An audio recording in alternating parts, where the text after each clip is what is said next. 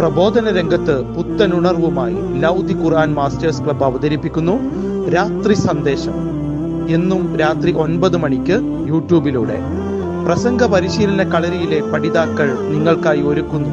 കേൾക്കുക, പ്രബുദ്ധരാവുക, മറ്റുള്ളവരിലേക്ക് എത്തിക്കുക. ബിസ്മില്ലാഹിർറഹ്മാനിർറഹീം. അൽഹംദുലില്ലാഹി റബ്ബിൽ ആലമീൻ. സ്വലാത്തു വസ്സലാമു അലാ റസൂലിൽ അമീൻ വഅലാ ആലിഹി വസഹ്ബിഹി അജ്മഈൻ. അമ്മാ ബഅദ്. എന്റെ ശബ്ദം ശ്രവിക്കുന്ന മാന്യ ശ്രോതാക്കളെ, അസ്സലാമു അലൈക്കും വറഹ്മത്തുള്ളാഹി വബറകാതുഹു.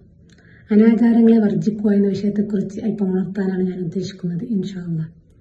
പ്രിയപ്പെട്ടവരെ, അനാചാരങ്ങൾ കൊടികുത്തി വാഴുന്ന ഒരു കാലഘട്ടത്തിലാണ് നാം ജീവിച്ചുകൊണ്ടിരിക്കുന്നത്. അനാചാരങ്ങളെല്ലാം തന്നെ ആചാരങ്ങളായി മാറിക്കൊണ്ടിരിക്കുകയാണ്.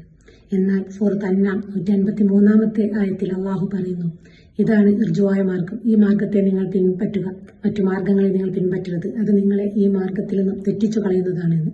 സൂറത്ത് നിസായിലൂടെ അള്ളാഹു പറയുന്നുണ്ട്, വല്ല കാര്യത്തിലും നിങ്ങൾക്ക് ഭിന്നിപ്പുണ്ടായാൽ നിങ്ങൾ അള്ളാഹുവിലേക്കും അവന്റെ പ്രവാചകനിലേക്കും മടക്കുക എന്ന്.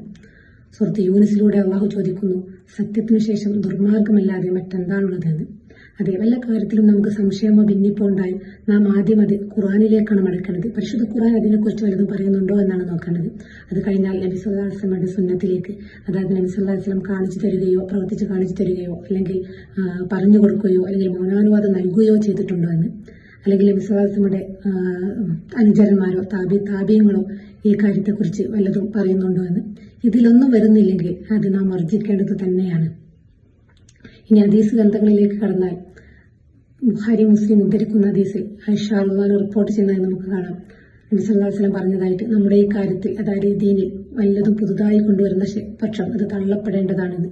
മറ്റൊരു ദീർഘമായ ഹദീസിൽ ജാബിർ റളിയല്ലാഹു അൻഹു റിപ്പോർട്ട് ചെയ്യുന്നതായി നമുക്ക് കാണാൻ സാധിക്കും, കാര്യങ്ങളിൽ നികൃഷ്ടമായത് നൂതനമായവയാണ്, നൂതനമായവയെല്ലാം തന്നെ ദുർമാർഗമാണ് എന്ന്. നമുക്കറിയാം, ഇന്ന് ഒരു വിഭാഗം ഇതിന് ഉദാഹരണമായി പറയാനുള്ളത് നബിദിനം ആചരിച്ചു കൊണ്ടിരിക്കുന്നത്.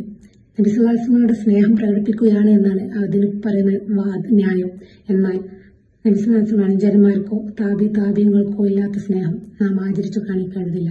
അതൊരു മതാചാരമായി മാറുകയാണ് ചെയ്യുന്നത്. അതുപോലെ തന്നെ മറ്റൊരു വിഭാഗം പള്ളികളിൽ കയറി ദിക്റും പ്രാർത്ഥനയുമായി കൂട്ടപ്രാർത്ഥനയുമായിരിക്കുന്നത് കാണാം. അതിനും അവർ പറയുന്ന ന്യായം ഇതെല്ലാം നല്ലതല്ലേ എന്നുള്ളതാണ്. നല്ലത് തന്നെയാണ്, ദിക്റും സ്വലാത്തും എല്ലാം ചെല്ലുന്നത്, ഒറ്റക്കൊറ്റക്ക് ചെല്ലുന്നത് ഏറ്റവും പുണ്യം കിട്ടുന്ന കാര്യം തന്നെയാണ്. എന്നാൽ അത് കൂട്ടമായി ചെയ്യുമ്പോൾ അതൊരു മതാചാരമായി മാറുകയാണ്. അതിന് നബി സല്ലല്ലാഹു അലൈഹി വസല്ലമയുടെ മാതൃകയുണ്ടോ എന്ന് നാം പരിശോധിക്കേണ്ടതുണ്ട്. അതില്ല എന്ന് കണ്ടാൽ അത് വർജിക്കപ്പെടേണ്ടത് തന്നെയാണ്. എത്ര നല്ല കാര്യമായാലും പുതുതായി കൊണ്ടുവരുമ്പോൾ അത് നബി സല്ലല്ലാഹു അലൈഹി വസല്ലം സുന്നത്തിൽപ്പെട്ടതല്ലെങ്കിൽ അത് നാം തള്ളപ്പെടേണ്ടത് തന്നെയാണ്. വെള്ളിയാഴ്ച ജുമകളിൽ നാം കേൾക്കുന്നതാണ്, എല്ലാ ജുമാ സമയത്തും കുല്ലു മുഹ്ദസത്തിൻ കുല്ലു ബിദ്അത്തിൻ ളലാല കുല്ലു ളലാലത്തിൻ ഫിന്നാറെന്ന്. അതായത് എല്ലാ പുതുതായതും ബിദ്അത്താണ്, എല്ലാ ബിദ്അത്തുകളും അതിക്രമമാണ്, എല്ലാ അതിക്രമങ്ങളും നരകത്തിലേക്കാണ് എന്ന്.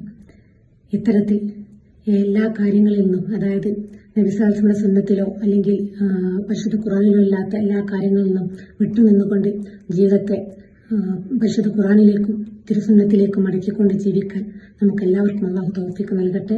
വാഖിറു ദഅവാന അനിൽ ഹംദുലില്ലാഹി റബ്ബിൽ ആലമീൻ. അസ്സലാമു അലൈക്കും വറഹ്മത്തുള്ളാഹി വബറകാതുഹു.